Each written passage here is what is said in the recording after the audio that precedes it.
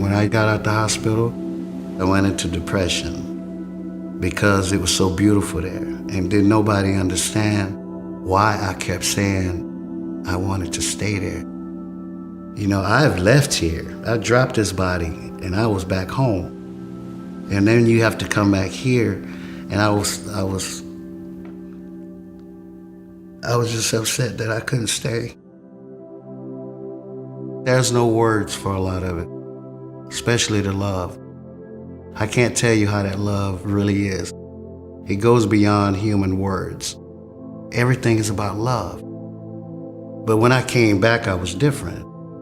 And I didn't think like everybody else did anymore. I knew I was here to tell my story. That's my job now.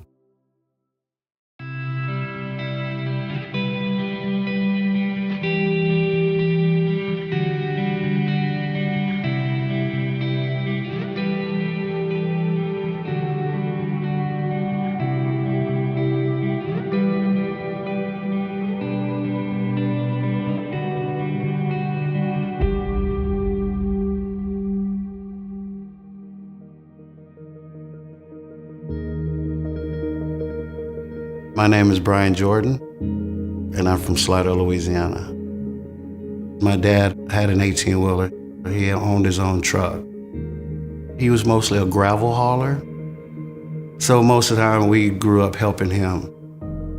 We were changing those tires like 8, 9 years old. We'd do all the flats when he'd get home.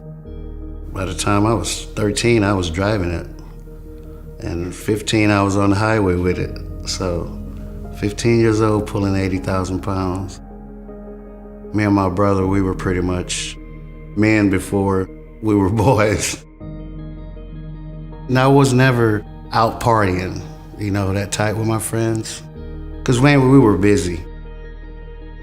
Graduating high school, I was too young. Back then, you had to be 21 years old to have a CDL. So I went into the Army at 19. I went to Germany, airborne school in Fort Benning. I was there 3 years, and my last year was in Korea. After 6 years, I got out on an honorable discharge, and I got a job with my dad because he was working for this company, and that's how I started heavy equipment. And once I picked it up, that's all I ever wanted to do from then on. Pushing all that dirt or digging whatever, it's just the power of it all that I love. I didn't have much of an outside life. You would work 3 weeks straight, 21 days, 7 days a week, 12 hours a day. So all I know is work. I was in Pratt, Kansas, and we were building a wind farm. You know, the giant blades. I got up one morning, I went to work, it was a Saturday, and we were supposed to get off early that day. I was pushing with my bulldozer. I stopped at noon, and I normally would keep me some bread in there with peanut butter and jelly, a quick sandwich. I ate a sandwich, got back to work like 10 after 12, and that's when I felt the pressure. I felt pressure in my neck. And it was freaking me out. I'm like, well, what is this? I figured it would go away. So I kept working. And then it wouldn't stop. So I stopped the bulldozer and I climbed down off of it. The pain started going into my chest. So I went to my water truck driver and I had him take me to my medic. By the time I got to the office, I walked in, I said, hey, I need some Tums. And the reason I said that is because the pain that I had, it happened to me like a year before. I was working in North Dakota, actually, and I was on the phone with my girlfriend. And then as she was talking, it felt like a horse kicked me in my chest. And I told her, I said, hey, I said, my chest is hurt. And she knows I don't complain about nothing like that. She knew it was serious. So she said, call 911 right now, and she hung up. And I checked my pulse in my neck, and it was the heart. I couldn't believe that a heart can beat that way. It was all over the place. When I got to the hospital, they told me that it was heartburn. So here we again a year later, and I'm telling her, hey, this happened to me before, so I just need some Tums. And she gave me aspirin and Tums, and then she made me sit down. And then as I was sitting there, my arm started hurting. And that's when I knew, I said, okay, this is getting serious. And as I was sitting there, I started getting sleepy. And then I felt myself passing out. And so as I was falling to the floor, the safety guy was sitting right across from me, just like me or you right now. And the last thing I thought, I said, I hope he catch me, before I could just picture myself going face first into the floor. And everything went black.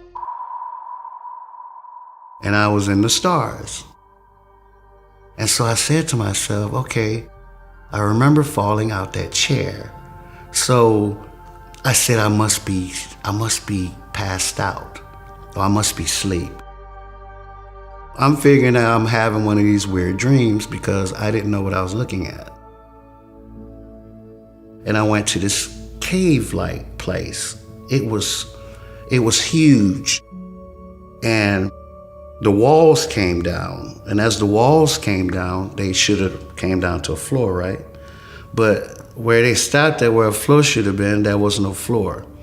So it was like looking down into the night sky when we normally look up. So I'm looking down, not realizing that I'm floating. Where the floor should have been, there were a walkway, square stones, side by side. So I looked right, and the walkway went down and went to the right and disappeared. I looked to the left to see where it was going that way. And it went into the wall maybe like 100 feet away. There was a door in the wall, and that door looked like the old castle doors with the curve at the top. When you say cave, most people think, oh, were you in hell or something, you know? But I had no fear there. No fear, I never feared nothing. And when I looked in the doorway, there was somebody in the doorway. And I'm looking, I'm like, wow, I can see through it like a ghost. I can see right through him. And he was just looking at me. So we were just looking at each other. And, you know, when you see something like that, you would get afraid. But I was like the cat, I was inquisitive. I said to myself, I want to go see what that is. As soon as "is" came out of my mouth or my thoughts, I took off like a bullet. And I was moving so fast that the sides were blurred. I was going so fast. And I got to the wall, that's when I was like, oh my God. I said, humans don't move like that. How did I just do that? And I remembered why I went to the wall. It was to see who was there. And I remember, so I looked down below me, and there he was. But he didn't look up at me, he just floated along the path that I was looking at, the stone. And I watched him float all the way until he disappeared. And then apparently I went through the door because everything went jet black dark. You couldn't see your hand in front of your face. And all of a sudden I saw a light appear, and it looked like somebody had a flashlight, like they were searching. And that light fell on me, and it was so bright. If I had hands, but I went through the reaction of blocking the light with my hands. And that's when it took me in. And now the light wasn't so bright because I was inside of it. And it was soft. And so I remember I looked left, in front of me, right, and then down. And it was just this soft light. After a while, part I was facing started turning into a fog. And then the fog started clearing. And as I was looking, peering through, I could see a blue sky. And then that's when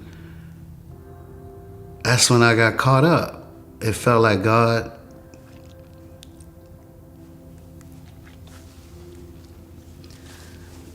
he just grabbed me. And all I felt was this love, just powerful. It's like you get plugged up into electricity and you can't let go of it. And I was just like that, and it was just flowing through me. And all it was, the love was it was different. It was strong. It's something you never felt before, ever. And then I saw the words forgiveness, and then I saw the words love, and then I saw the words peace. And once I saw peace, I went back into the light and I floated out where it opened up. Each step that I went, I started losing Brian. And I never once questioned, hey man, you are in the sky. Whatever is happening, it was like my soul knew what was coming. I never had one bad thought. My mind was crystal clear. It was like the wind was blowing through it. There was not one worry in the world, because I felt incredible and I can do anything that I wanted. I knew that. And so I floated down out of the sky, and I floated to these pine trees. Pine trees have these needles. And as I was floating down, I could see every needle. Not one missed my eyesight. I saw all of them. And as I went down, I saw the tree go into the ground. And that's when I floated backwards. When I floated backwards, it was a drop-off. You know, like the California coast, you got these big drop-offs down to the water. Well, that's how this was. It was a big drop-off. And when I looked down, man, there was this garden. And they had, the flowers were so big, they were big as your dinner table. They were mesmerizing. They had so much life. You could feel it. And it felt like they were looking at me, even though they didn't have no eyes. Like everything was on me. And as I was looking at this garden, I can zoom in each flower that I want to see up close, while I was looking left, right, up, and all of that. And I was just zooming them in, you know, whichever one I want to see up close. And I was just floating to the right real slow and just taking all this love in from these flowers, you know? It was like they were alive. And then the channel changed again. I was in the blue sky. Nothing around, no land, no nothing. And then it seems like the sky, something shifted. And then there was these 4 bright lights. They were straight up and down, spaced. And I was like, okay. And they were getting bigger. They were coming towards me. And as I was waiting for the lights to come, a lot of small lights start popping up. And they just start popping up all around me. And then they was just swirling, doing a thing, man. And I'm like, wow. It looked like it was so many, and it was just all over me. And I felt that that was my family. All my family that has left. And so here they are swirling with these beautiful small lights. And when the big lights got there, they stopped about where you're sitting. And all the little lights that were around me started going to the top light, like bullets. They were just going to the top. And they start melting together. And next thing you know, I see a head. And as they were filling him in. And next thing you know, I see shoulders. Then the elbows, it's like he was holding his hands in the front, but you couldn't see because it's light. But you could see the elbows sticking out, either it's in front or it was in the back. So I watched all these lights fill this whole man up. And when that finished at the bottom, I looked at it, he lifted his head, and I was like, whoa. Man, I was freaking out because I was just looking at all this power, nothing but power. Then he started moving in the sky. He went up and down, across. He was just flying around, and he never stopped looking at me. When he would go up, his head would tilt over. When he'd go down, his head would lean back. He never stopped looking at me. And so then he came back to me, and then he took off really fast. He left so fast that there were traces of himself. So I watched till each trace disappeared.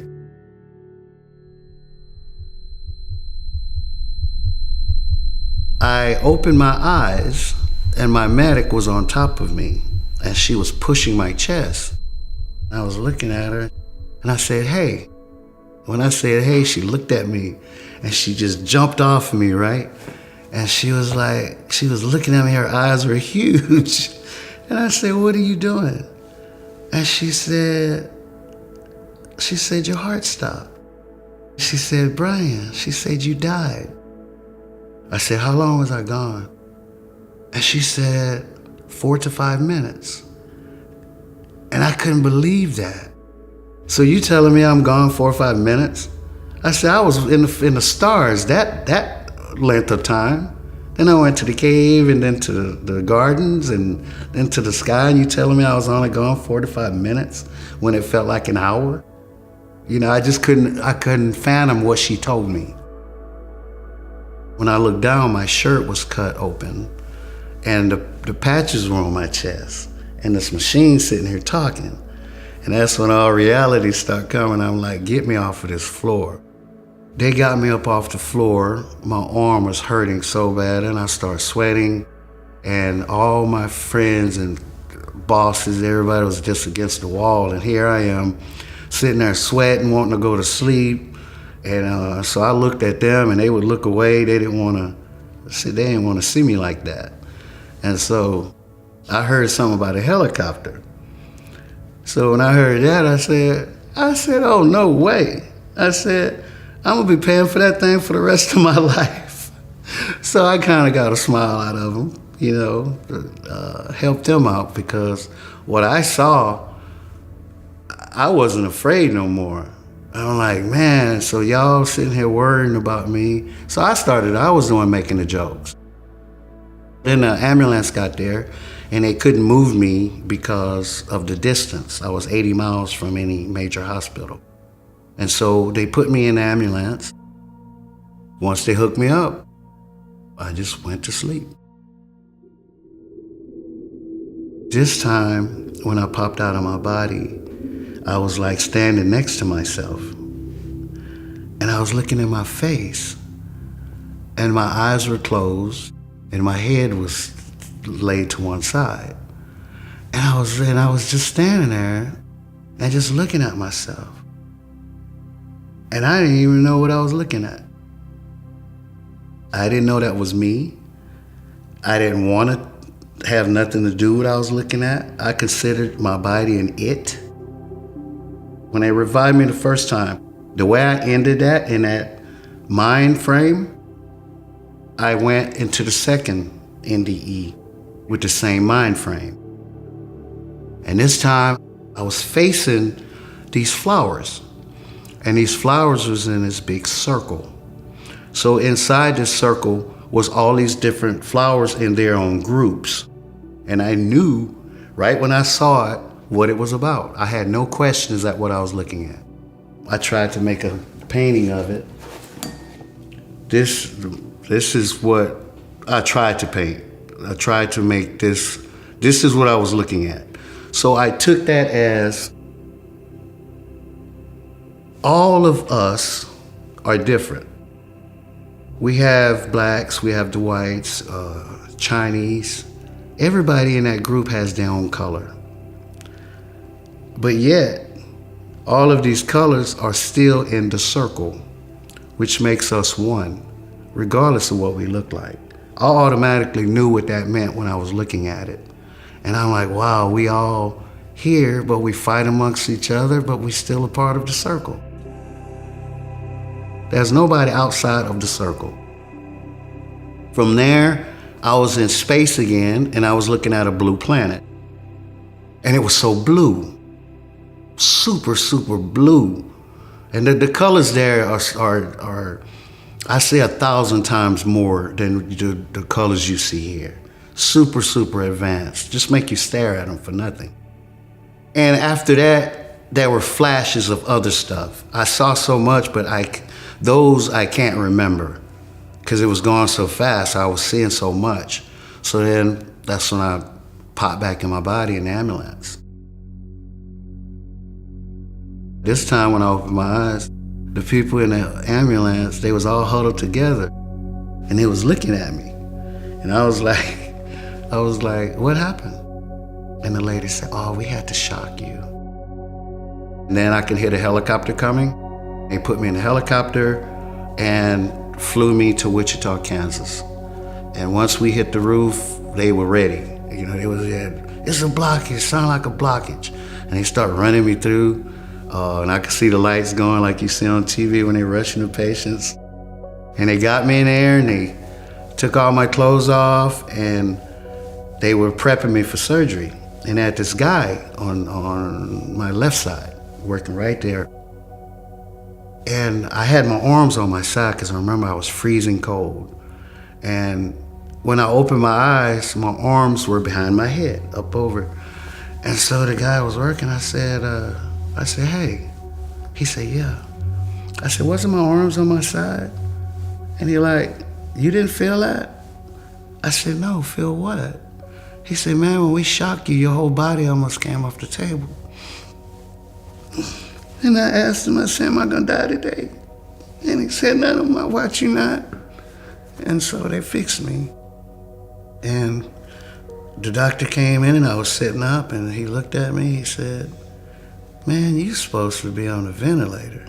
He said, you just had a massive heart attack. Your heart is mad, really mad. And here you are just sitting up talking to me like ain't nothing happening. You're not even supposed to be talking to me right now. And so they put me in the ICU and the nurse comes out with this paperwork. And she started going down and she looked at me and she said, oh my God. She said, you had a widowmaker heart attack. And she said, you only had a 10% chance of surviving that, even in the hospital. And I was like, wow, I was supposed to die that day. They kept telling me they was gonna put a pacemaker because I had to wear this vest. And that vest would shock me if my heart did anything out there because I was pushing out 30%, I think, or 35 when your heart's supposed to push out 55. So I wore the vest for 3 months and I went to the hospital and they did a check on my heart. And after they did the test, I was leaving and the doctor called my phone. He said, you could take that vest off. He said, Brian, he said, we've been doing tests on this type of heart attack since the 70s. And he said, your heart and one other person since the 70s healed all the way. He said, all you have is some scarring on your heart from them shocking you. He said, other than that, your heart beating just like mine. He said, you are a miracle. I'm not afraid to die anymore. I'm not afraid at all. When it happens, it happens. Don't cry over me, that's what I tell them. Don't you cry over me. I try and pray to God to get me back here. No. When I got out the hospital, I went into depression because it was so beautiful there. And didn't nobody understand why I kept saying I wanted to stay there. You know, I've left here. I dropped this body and I was back home. And then you have to come back here. And I was just upset that I couldn't stay. There's no words for a lot of it, especially the love. I can't tell you how that love really is. It goes beyond human words. And so I wanted to find people like me. I started reading the NDE experiences. That's where I spent my first year. Just studying or finding or making friends with people. And I found so many that said the exact same words. Everything is about love. Now there's other people now I'm hearing saying the same thing. So I knew I wasn't crazy when I heard that. I knew I was here to tell my story.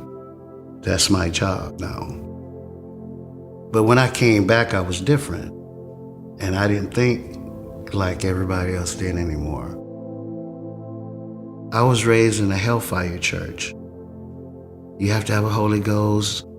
You better obey the Bible and all this stuff or you'll never see heaven. That's how we were raised. I died 3 times and not once did I see a hell. And I felt like a God, and I'm just a normal person. I wasn't in nobody's church. I believe in God. I love God since a child, but I always had questions like, why is this God so mad? Or why put us here? And then we got to have rules to leave. It made no sense. And so after I came back, I saw things totally different.